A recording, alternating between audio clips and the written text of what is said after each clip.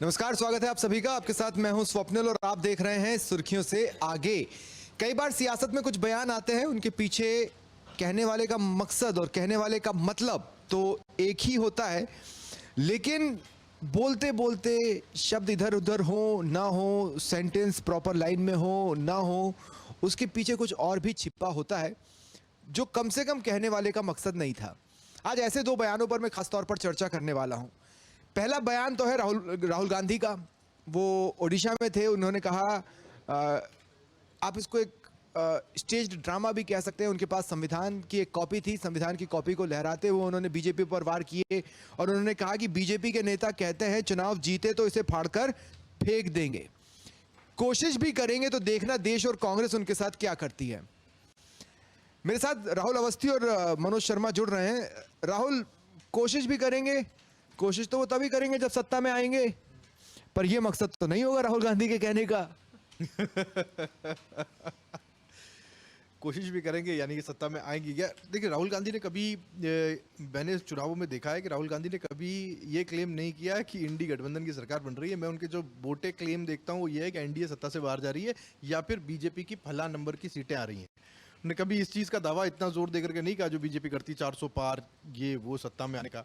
राहुल गांधी की तरफ से कोई ऐसा दावा कभी नहीं हुआ, कोई संख्या नहीं, कोई संख्या नहीं। वो बस सामने वाली पार्टी की संख्या बताते हैं, ये 120 आएंगे, 150 आएंगे या फिर इतनी सीटों से ज़्यादा ये नहीं आ पाएंगे। अगर इन्होंने कोई चीज़ की, आपने सही पकड़ी बात। राहुल गांधी है, उनकी अपनी स्टाइल है, उनकी स्टाइल को जानते हैं। यह दावा किया है अखिलेश यादव ने, जो सपा के प्रमुख हैं। उन्होंने कहा है कि उत्तर प्रदेश में 80 सीटों में से 79 सीटें सपा की आ रही हैं या इंडिया गठबंधन की आ रही हैं। एक सीट वाराणसी वाली, वो भी करारी टक्कर है, जहां पर कि खुद प्रधानमंत्री नरेंद्र मोदी लड़ रहे हैं। हाँ, तो फिर अगर कांग्रेस के स्टाइल में कहूँ तो फिर चुनाव क्यों करवा रहे हैं? है ना, जब उन्होंने कहा कि 400 बोल दिया है तो फिर चुनाव क्यों करवा रहे हैं? अब अखिलेश ने 79 बोल दिया तो फिर यूपी में बाकी के चरण क्यों हो रहे हैं? लेकिन मसला वो नहीं है, मसला ये है कि सेंटेंस फॉर्मेशन। मैं बेसिकली सेंटेंस फॉर्मेशन की बात कर रहा हूँ। आप कह रहे हैं कोशिश करेंगे तो देश और कांग्रेस छोड़ेगी नहीं, पर वो कोशिश करने के लिए उन्हें सत्ता में तो आना पड़ेगा, अगर वो ऐसा सोच भी रहे होंगे तो। देखो, सत्ता में कौन नहीं आना चाहता, छोटा दल हो या बड़ा दल हो, आना चाहता है सत्ता में। सत्ता का सुख सबको चाहिए। और यहाँ पर आज जिस तरह से राहुल गांधी के बयान सामने आ रहे हैं, उन्होंने सरकार बनाने का दावा तो कभी नहीं किया, लेकिन भाजपा कमजोर हो रही है या भाजपा नहीं आ रही है, ये दावे किए हैं और अपने अपने दावे हैं। लेकिन एक आप देखिए, अपने ही नैरेटिव को आगे बढ़ाने का बहुत अच्छा तरीका उन्होंने जरूर अपनाया, संविधान की कॉपी को लेकर सभा में लहराना। अब उसका इम्पैक्ट कितना रहेगा? ऑलरेडी इम्पैक्टफुल नैरेटिव, क्या उसका इम्पैक्ट और बढ़ेगा या नहीं? क्योंकि अब तो सिर्फ 3 ही चरण बचे। वो जिस इलाके में थे, आप उस इलाके को गौर कीजिए। वो ओडिशा में थे। ओडिशा में सबसे मज़ेदार बात यह है कि लोग ये कह रहे हैं और ये आरोप लगा रहे हैं कि बीजेडी के और बीजेपी के बीच में नूरा कुश्ती हो रही है। दोनों के बीच में कुछ ना कुछ सेटिंग है।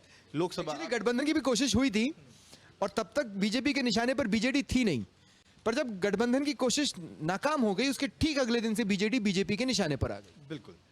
और ये तो ठीक है, जब आप खिलाफ चुनाव लड़ रहे हैं तब आपको बयान एक दूसरे के ऊपर देने ही पड़ेंगे, लेकिन मैंने उतने ज़्यादा कटाक्ष या कड़े और सीधे बयान नहीं देखे जितने कि दूसरी पार्टियों के लिए हम देखा करते हैं।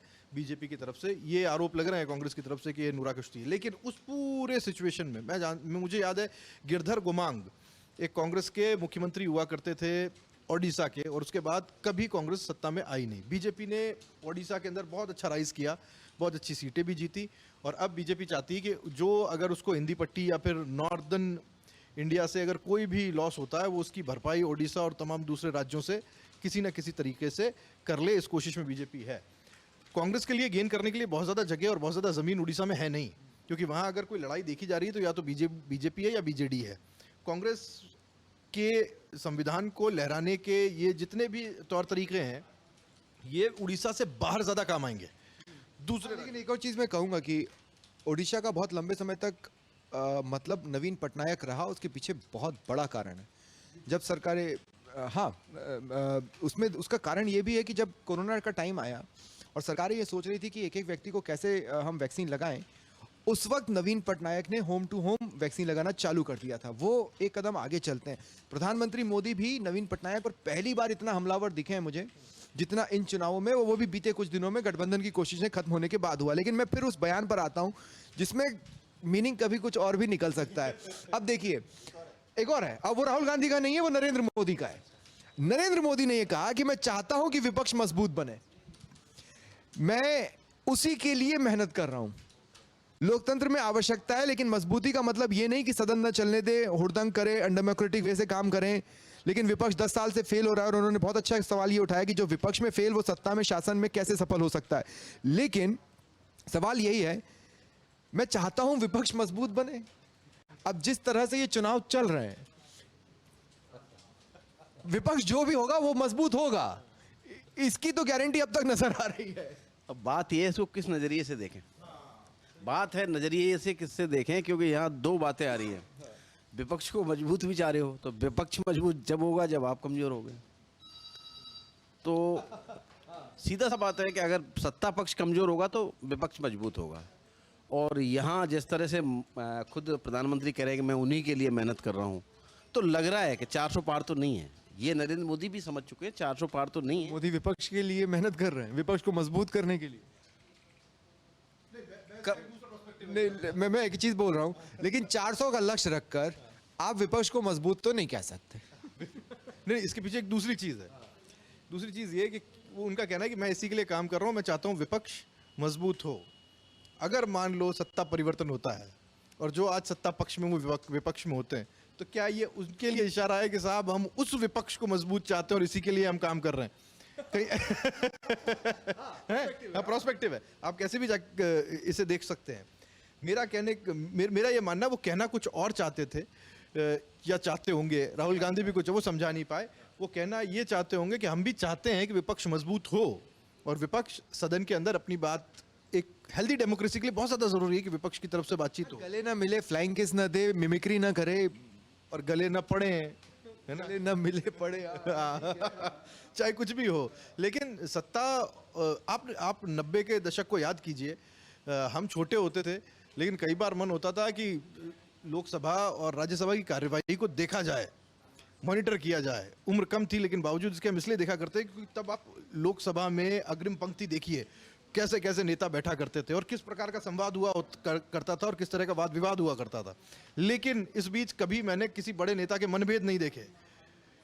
आज आप देखते कटुता है। हाँ, आजकल आप एक दूसरे को लेकर असहिष्णु है। मैंने उस दौर में नहीं देखा। कई नेता ऐसे थे जो एक दूसरे को गाली दिया करते थे बाहर, लेकिन बाद में आप देखिए वो चाय पीते भी मिलते थे और उनकी एक दूसरे किताबों में आपको एक दूसरे का भरपूर जिक्र मिलेगा। और मतभेद पर एक ज्वलंत उदाहरण मैं आज का ही आपको बताना चाहूंगा। आज बहुत अपडेट हो यार, आज आज भयानक अपडेट है मनोज। नहीं, आज मुख्यमंत्री भजनलाल शर्मा पूर्व उपराष्ट्रपति भैरव सिंह जी शेखावत को श्रद्धा सुमन अर्पित करने गए थे, और वहाँ उनकी आज 13वीं पुण्यतिथि थी। वहाँ जो चर्चा थी वो अपने आप में एक अहम थी, क्योंकि जिस समय उनका स्वर्गवास हुआ उस समय मुख्यमंत्री अशोक गहलोत थे, और मुख्यमंत्री अशोक गहलोत ने आनंद में फैसला लिया और उनके समाधि स्थल के लिए जमीन आवंटित की, और वो उस जमीन को लेकर ये चर्चा हो रही थी। भाजपा नेता अशोक गहलोत की तारीफ करते हुए नजर आ रहे थे। क्या अच्छा फैसला लिया है। मान मौजूदा सियासत में तो घर छीन लिए जाते हैं, छीन लिए जाते हैं, घर जमींदोज कर दिए जाते हैं। दोनों की बात आपने कर ली। पर ये जो इंसिडेंट था जो आप बता रहे हैं 13 साल पहले का, उस खबर को हमने कवर किया था, मैंने कवर किया था। और उस वक्त गहलोत का ये स्टेप बहुत प्रशंसनीय था, सब लोग प्रशंसा कर रहे थे। देखिए, राजस्थान की राजनीति रही भी ऐसी है। हरदेव जोशी हों, भैरव सिंह शेखावत हों, दोनों एक दूसरे के कट्टर विरोधी थे, लेकिन दोनों के बीच का जो सामंजस्य था और प्रेम था वो किसी से छुपा हुआ नहीं है। कई किताबों में आपको इसका जिक्र। एक प्रेम का उदाहरण मैं भी दूं। भजनलाल शर्मा का शपथ ग्रहण समारोह, और मंच पर गहलोत, राजे और गजेंद्र सिंह शेखावत एक लाइन में बैठे हुए हैं और बातचीत चल रही है धीमे धीमे, और कईयों के बीच में अगर वसुंधरा और गहलोत बात कर रहे थे तो बात नहीं थी, बीच में गजेंद्र शेखावत भी थे और बातचीत हुई थी। और उसके बाद में गजेंद्र सिंह शेखावत का ये कहना है कि अगर चाय पे बुलाएंगे तो मैं जाऊंगा, कई चीज़ें उनसे सीखने वाली है, मैं सीखूंगा। राजस्थान की राजनीति की तासीर ऐसी रही है, लेकिन नेशनल पॉलिटिक्स बहुत कड़वी हुई है, बहुत ज़्यादा कड़वी हुई है। समय के साथ ये कड़वी होती चली गई। लेकिन मैं एक सवाल ये पूछना चाह रहा हूँ, और मैं समझना भी चाह रहा हूँ कि क्या मजबूत विपक्ष होने का मतलब सिर्फ नंबर्स हैं? कहने का मतलब है विपक्ष क्रिएटिव भी हो सकता है, क्रिएटिव स्पेस लोकतंत्र देता है। विपक्ष कुछ अगर जाएं लोकसभा को हम देखें कि 400 पार की जो बात कही जा रही है, कभी ऐसा भी दौर था जब कांग्रेस 400 पार हुआ करती थी और विपक्ष में मजबूती से खड़े हुआ करते थे अटल बिहारी वाजपेयी। उस समय जैसा कि राहुल कह रहे थे, हम छोटे छोटे थे और ये समझना चाहते थे, लेकिन उस समय दौर था खास करके अटल बिहारी वाजपेयी को सुनना, और हमको भी ये शौक था कि हम अटल बिहारी वाजपेयी को सुने, और जिस तरह से वो मजबूती से अपनी बात रखते थे वो अपने आप में अहम होती थी, और सत्ता पक्ष भी उनकी बात को सुनता था, और उन पर जो अमल करने का काम है वो भी सत्ता पक्ष करता था। तो नंबर नहीं हो सकते हैं, सत्ता पक्ष को मजबूत तभी माना जा सकता है, सत्ता पक्ष मजबूत। मैं सिर्फ ये कहना चाहता हूं कि विपक्ष को भी क्रिएटिव होना चाहिए। आप कम नंबर्स के साथ आप रास्ते निकालते हैं, मरता क्या ना करता की स्थिति में आप क्या बेस्ट कर सकते हैं। ऐसे में क्या कम नंबर्स के साथ विपक्ष में रहते हुए कांग्रेस कुछ वैसा कर पाई या नहीं कर पाई, ये अपने आप में एक सवाल है, उन्हें रास्ता खोजना चाहिए। और बात ये भी है कि इसी कम नंबर्स के साथ हमने, जैसा कि मनोज भी कह रहे हैं, दूसरों को एक मजबूत विपक्ष के तौर पर देखा है। एक संसद की जो सबसे संसदीय व्यवस्था की सबसे बड़ी चीज है जिस तरफ मनोज ध्यान ले जाना चाहते हैं वो है डिबेट्स।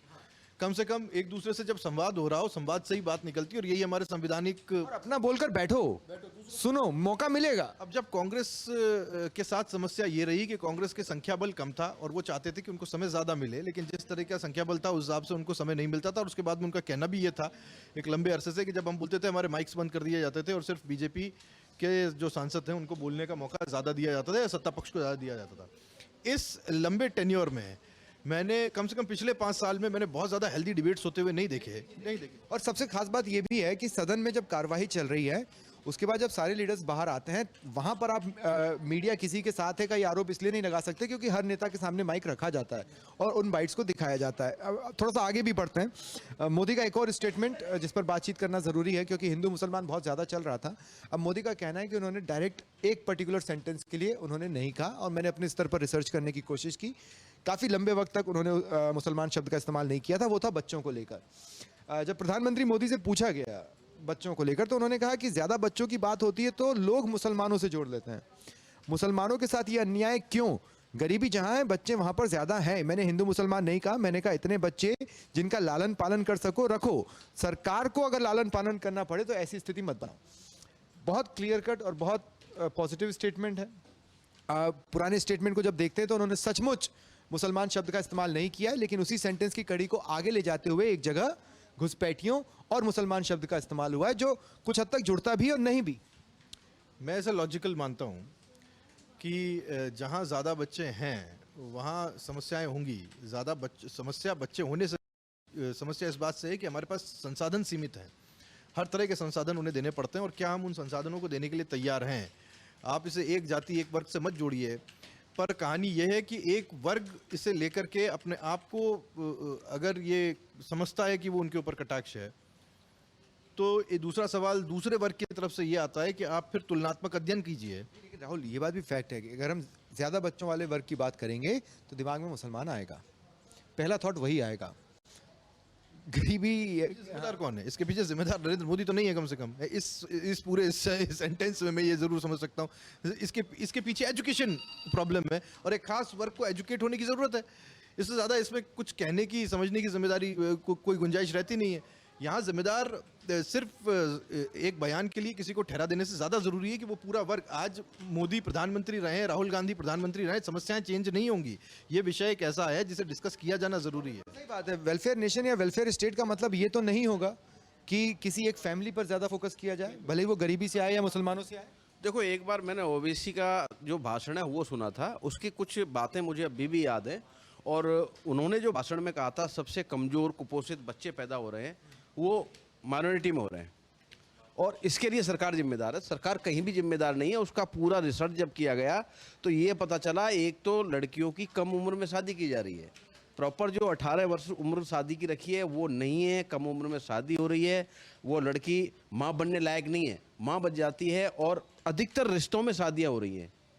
जिस तरह से शादियाँ की जैसे रिश्तों में ही शादियाँ हो रही है, चाचा की लड़की है, बुआ की लड़की है, या कुछ ऐसे ही रिश्तों में घूम घूम के शादियाँ हो रही हैं, वो भी एक कारण है कि जीन्स मिले हुए हैं, बच्चा कमज़ोर पैदा होने के वो भी एक कारण है। अब यहाँ जो आवश्यकता है वो सबसे बड़ी आवश्यकता वही है, शिक्षित उनको करना होगा, बच्चों को पढ़ाना होगा, समझना होगा कि अधिक आबादी से किन किन समस्याओं का सामना करना पड़ता है, कुपोषित बच्चे पैदा हो रहे हैं, उनके बारे में भी सोचना होगा। और जहाँ ज़्यादा आबादी की बात की जाए तो ये मुस्लिम्स पे आती है, हर आदमी की जाएगी, क्योंकि वहाँ पर बच्चे लेकिन कुपोषण से निपटने के अब जैसे बंगाल में 60 का दशक था अगर मैं गलत नहीं हूँ, जब माओं के लिए दूध कम रहने लगा, बच्चों के लिए दूध कम रहने लगा, तो तब की सरकार, तब कांग्रेस की थी वहाँ पर सरकार, उन्होंने ये फैसला लिया कि ये जो दूध फाड़कर आप पनीर और छैनी और रसगुल्ला बना रहे हैं उसको बैन कर दिया। लगभग 1 साल के लिए वो बैन रहा कि दूध को फाड़ना नहीं है, वो हमें यूटिलाइज करना है।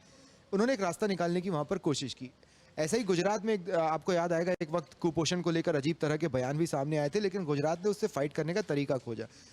कुपोषण एक अलग चीज़ है, बात सिर्फ पोषण की नहीं है, लालन पालन में उसकी नौकरी तक की व्यवस्था तक की बात होती है। यहाँ पे तो एजुकेशन में उसका पूरा जीवन पड़ा हुआ है और हर संसाधन का उपयोग होना है, केवल दूध ही नहीं है, केवल उसका खान पान नहीं है कि किसी तरीके से बच्चे को अच्छा, संसाधन के उपयोग पर आप किसी तरफ इशारा कर रहे हैं या संसाधन के उपयोग को संसाधन के उपयोग ही बोल रहे हैं? राजनीतिक टिप्पणियां हैं इसके ऊपर हुई हैं और उसको भी राजनीतिक मुद्दा बनाने की कोशिश की गई है। एक बार किसी की तरफ से कहा गया था, अब उसको खोद के निकाला भी जा रहा है। लेकिन संसाधन लगेंगे किसी भी बच्चे को उसकी अपब्रिंगिंग में, उसको एक नागरिक बनाने तक, उसकी सेटल्ड लाइफ तक ले जाने में और उसको वो सारी चीज़ें देने में जिससे कि वो खुश रह सके और उसके आने वाले ऑफस्प्रिंग खुश रह सकें।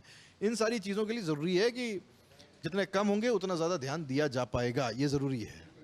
अब एक तो चलिए, ये बयान जिसके साइड्स हो सकते हैं उस पर हमने बातचीत की।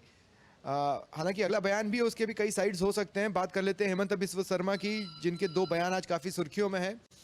पहला बयान तो ये कि हेमंत बिस्व शर्मा ने दावा किया कि 300 सीटें मिली तो राम मंदिर बना, 400 मिलेंगी तो कृष्ण जन्मभूमि और ज्ञानवापी में मंदिर बनाएंगे।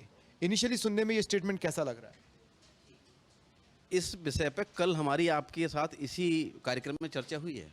जैसा कि मैंने आपको बताया था कि मोहन यादव आखिर पसंद क्यों, तो पसंद के पीछे तर्क यही था, जिस तरह से भाजपा के नेता प्रचार प्रसार कर रहे हैं उसमें यही है कि अयोध्या में तो राम मंदिर बन गया, अब मथुरा काशी में भी हमको यही करना है। तो एक तरह से पूरा जो मामला है वो हिंदुओं को एक साथ खड़ा करना है और यादव समाज को ये बताना है कि आप यदि कृष्ण भगवान श्री कृष्ण के वंशज हो तो अब तक जो आपके नेता हैं उन्होंने भगवान कृष्ण की जन्मभूमि के बारे में कभी कुछ नहीं सोचा, लेकिन खुलकर घोषणा पत्र में लिखा जा सकता था पर उससे बचा गया। अब मसला क्या है कि ज्ञानवापी में मंदिर और कृष्ण जन्मभूमि में मंदिर, ये तो आप 272 के साथ भी बना सकते हो। 400 का लॉजिक, एक इस बात को कहना घोषणा पत्र में इसलिए कठिन है क्योंकि सरकार नहीं बनाएगी, फैसला इन द एंड कोर्ट में ही होना है। क्योंकि ये इसलिए नहीं कहा जा सकता था क्योंकि ये प्लेसेस ऑफ वर्शिप एक्ट, इसके अंदर एक बहुत बड़ी बाधा है जो बना हुआ है। प्लेसेस ऑफ वर्शिप, अगर इस चीज़ को अगर मैनिफेस्टो में लेकर के आते तो कहीं विरोधाभास दिखाई देते, वो भी वही। लेकिन मैनिफेस्टो जैसे अपने यहाँ सरकारी दस्तावेज बन जाता है, सेंटर में कहाँ बनता है? नहीं बनता नहीं है पर हाँ बिल्कुल, कहने की बात यह है कि इस विरोधाभास से बचने की कोशिश की गई। और मैं जितना हेमंता शर्मा बिस्वा को जानता हूँ, मुझे ऐसा लगता है कि उन्होंने जिस तरफ ध्यान लेके गए हैं, ये ध्यान अगर भारतीय जनता पार्टी ने पहले फेज से ऊपर पहले दे दिया गया होता तो ये बहुत कहानी बदलने वाला स्टेटमेंट होता। आज आप देखिए, जिन यादवों का जिक्र करते हुए आप उत्तर प्रदेश के चुनाव का हवाला दे रहे हैं, वहाँ लगभग यादव पट्टी में चुनाव संपन्न हो चुके हैं। यादव पट्टी में मोटी जो खालिस यादव पट्टी है, कन्नौज तक, कानपुर तक और यहाँ इटावा तक, वो सारे चुनाव संपन्न हो चुके हैं। तो वो मोटा इलाका जो है, जो यादव डोमिनेंट है, वहाँ चुनाव हो गए। अब इसका कितना इम्पैक्ट पड़ता है ये देखने वाली अलग बात है। लेकिन ये एक ऐसा विषय है जिसको अगर समय रहते छेड़ा जाता बीजेपी की तरफ से तो ये उसको फायदा दे सकता था। ये थोड़े देर आए हैं, अब इसके परसेंटेज के बाद इस पिच पर आना चाहिए था। आ सकते थे क्योंकि ये उनका प्ले फील्ड है, उनको ये गेंद, हाँ, ट्राइड एंड टेस्टेड है। का भी एक विषय बना हुआ है, क्यों जिस तरह से आम जन के बीच में जाते हैं, उससे ज्यादा दिलचस्पी का स्टेटमेंट बताऊंगा, लेकिन आप बात कंप्लीट करो। आम जन के बीच में जब इस चीज़ को लेकर क्या, जैसे मतदान हुआ, मतदान प्रतिशत के बाद जिस तरह से चाय की थड़ियों पर, नुक्कड़ पर, गलियों के नुक्कड़ों पर खड़े हुए जिन लोगों को हम नहीं जानते हैं, आम जन हैं, और वो आम जन का यही कहना है कि अब की बार 400 पार हो ना हो, पर लेकिन ये जरूर है कि मथुरा जो जन्मभूमि है उसका फैसला जरूर हो जाएगा राम मंदिर की तरह। इस मंदिर वाले स्टेटमेंट की और परसों मनोज ने हम सभी का ध्यान खींचा था और राहुल ने आज दिन में मुझे बताया कि हेमंत बिस्वा शर्मा का बयान आया है। एक और पोर्शन था हेमंत बिस्वा शर्मा के बयान का जो बाद में सर्च करने पर मुझे और पता चला। वो स्टेटमेंट ये था कि 400 सीटें आई तो सिर्फ कृष्ण जन्मभूमि में मंदिर और ज्ञानव्यापी में मंदिर नहीं है, एक एडेड बोनस है। बोनस ये है कि बीजेपी सरकार पाकिस्तान से पीओके वापस लेगी। ये भी एक ऐसा स्टेटमेंट था जिसके ऊपर मुझे लगता है बीजेपी के लिए खेलने के लिए बहुत बड़ा स्कोप था, और एक ऐसी सिचुएशन में जब पीओके अपने आप में अनसेटल्ड है, जब प्रोटेस्ट हो रहे हैं, और ये सारी की सारी जो चीज़ें हैं ये एक ऐसे वक्त में हो रही है जब भारतीय जनता पार्टी ने या फिर एनडीए की सरकार ने अपने आप को इंटरनेशनली ऐसे पोजीशन किया है, भारत को ऐसे पोजीशन किया है जहां अब कश्मीर को लेकर के कोई देश बोलने के लिए तैयार नहीं है। ये बिल्कुल एक जोरदार प्लेटफॉर्म है इंडिया के लिए। पीओके के अंदर या अगर कुछ करते हैं, नहीं करते हैं, डिप्लोमेटिकली करते हैं या फिर सर्जिकल करते हैं, वो व्हाटएवर इट इज, पर ये सारी की सारी कंडीशंस बन रही है वहां पर मास लेवल पर जनता की तरफ से सरकार के अपोजिशन की। वो एक बहुत बड़ा टाइम होता है जब आप डिप्लोमेटिक और अपनी उपस्थिति दर्ज कराने के लिए और भी चैनल्स को खोल सकते हैं। नीति, विदेश नीति मुझे लगता है पिछली सरकार की सबसे बड़ी यूएसपी थी, और इस चुनाव के अंदर उस यूएसपी को लाया ही नहीं गया, बीच में लोगों को समझाया ही नहीं गया। उस पोजीशनिंग को जो इंडिया की हुई है, या फिर आप $3 ट्रिलियन की इकोनॉमी, मतलब तीसरे नंबर पर आ गए और सबसे बड़ी इकोनॉमी बनने में, तीसरे या चौथे नंबर पर, उसके बाद में भी आप आगे बढ़ने की तीसरा लक्ष्य है इसका, तीसरा लक्ष्य, चौथे पे लगभग आप आने वाले हैं जापान को पीछे करके। आप एक ऐसी स्थिति में आ गए थे इंटरनेशनली जहां जिन चीज़ों को लोगों को बीच में जाकर के समझाना चाहिए था, पर वो चीज़ें बीजेपी के हाथ से कहीं ना कहीं छिटकती दिखाई दी। पीओके एब्सोल्यूट मास्टर स्ट्रोक हो सकता था बीजेपी की तरफ से, अगर अभी भी हो सकता है बचे चरणों में। वो आपके 400 के टारगेट का तो खैर हम अभी कुछ नहीं कह सकते, लेकिन अगर कोई कमी बेशी पूरी हो रही है तो 400 नहीं तो भी एक हैप्पी आंकड़े तक पहुंचाने में बाकी 3 चरणों में पीओके मदद कर सकता है, इसमें कोई दोहराई नहीं है। बहुत शॉर्ट में, अब चूंकि समय खत्म हो चुका है, कैमरामैन दिलीप मुझे इशारा कर रहे हैं ऐसे ऐसे, तो टीएमसी के बाद आरजेडी का फुल फॉर्म आ गया। टीएमसी का फुल फॉर्म दिया था शिवराज सिंह चौहान ने, आज नड्डा ने आरजेडी का फुल फॉर्म बताया रिश्वतखोरी, जंगलराज और दलदल। लेकिन एक इंटरेस्टिंग घटनाक्रम जो बिहार में हुआ वो ये कि तेजस्वी यादव का कहना है कि नीतीश का समर्थन मुझे मिल रहा है। इस पर चिराग पासवान ने कहा कि ये बताता है कि उनके बिना, उनके नाम के बिना INDIA कितना कमजोर है। और वहीं गिरिराज सिंह ने कहा कि कोई उनके साथ नहीं है, जनता भारी साइलेंट वोट हमारी तरफ आया है, ये बात INDIA नहीं जानती। क्या किसी तरह का कोई साइलेंट, मुझे सारे वोटर्स साइलेंट लग रहे हैं, लेकिन उस साइलेंट वोटर्स के खाके में भी कुछ ऐसे पॉकेट्स हो सकते हैं क्या जो एक्स्ट्रा साइलेंट वोटर्स के हैं? शॉर्ट शब्दों में कहूँगा, हम पहले दिन से कह रहे हैं वोटर चुप है, वोटर चुप है। वोटर चुप है। एक बात और मैं जो समझ पाया हूँ, खास करके नीतीश कुमार की राजनीति को समझना भी अपने आप में बड़ी टेढ़ी खीर है। आप ये 5 साल का कार्यकाल देख लीजिए नीतीश कुमार का, उन्होंने कितनी बार इस्तीफे दिए, कितनी बार समर्थन लिए, कितनी बार सरकार बनाई, और अब जीतने के बाद क्या करेंगे कुछ कह नहीं सकते। नीतीश कुमार का साइलेंट वोट मिल रहा है तेजस्वी को, ये कहना है तेजस्वी का कहना है कि नीतीश का समर्थन मुझे मिल रहा है, तो गिरिराज सिंह ने कहा कोई समर्थन नहीं मिल रहा है, कोई उनके साथ नहीं है, कोई मतलब जनता, और भारी साइलेंट वोट पड़ा है बिहार में जो कि हमारी तरफ आ रहा है, और ये बात लालू नहीं जानते, ये बात तेजस्वी नहीं जानते। नीतीश का समर्थन कब किसको कहाँ किस तरह से मिल जाए और किस वक्त मिल जाए कहा नहीं जा सकता, लेकिन इस वक्त नीतीश कुमार अपनी राजनीति बचाने के लिए लड़ाई लड़ रहे हैं, और उनको लगता है कि उनकी राजनीति बचाने के लिए बीजेपी उनका एक ऐसा अलायंस हो सकती है जहां पर उनको सबसे ज़्यादा तरजीह मिलती दिखाई देगी, क्योंकि बीजेपी को साथियों की ज़रूरत है, और उनमें नीतीश सबसे प्रमुख और बड़े दिखाई देते हैं। दूसरी चीज़ ये है जो इम्पोर्टेंट, मैं जिसे जोड़ दूं कि नीतीश कुमार बीजेपी के साथ ज़्यादा कंफर्टेबल महसूस कर रहे हैं। साइलेंट वोट कैसे पड़ता है, कैसे नहीं पड़ता है, ये पता नहीं। हो सकता है उनका ये कहना हो कि आज तक के ट्रैक रिकॉर्ड में बीजेपी के वोटर्स हमेशा वोकल रहे हैं, और इस बार चूंकि वोकल अपनी सत्ता में बीजेपी अंडर करंट खोज रही है। अब हाँ कह सकते हैं बिल्कुल, अपनी सत्ता में बीजेपी अंडर करंट खोज रही है, लेकिन उस अंडर करंट में आवाज़ नहीं है, ऐसा लग रहा है। बहुत बहुत शुक्रिया, ये था सुर्खियों से आगे। नमस्कार।